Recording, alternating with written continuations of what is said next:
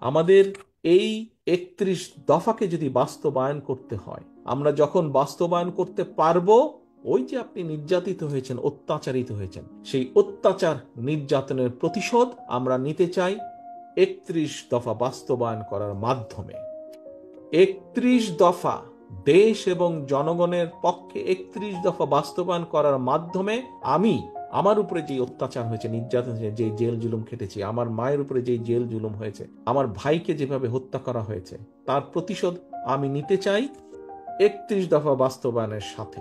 এখন আমার এই পলিসির সাথে আপনারা কারা কারা একমত, দয়া করে যদি হাত তুলেন কষ্ট করে। আপনার বিরুদ্ধে যে অত্যাচার নির্যাতন হয়েছে, আপনার পরিবার যে কষ্টের মধ্যে দিয়ে গিয়েছে, সকল কিছুর প্রতিশোধ নিতে চাই আমরা 31 দফা বাস্তবায়নের সাথে। আপনারা সবাই একমত আমার সাথে? এটিই হবে আমাদের প্রতিশোধ নেওয়ার উপায়।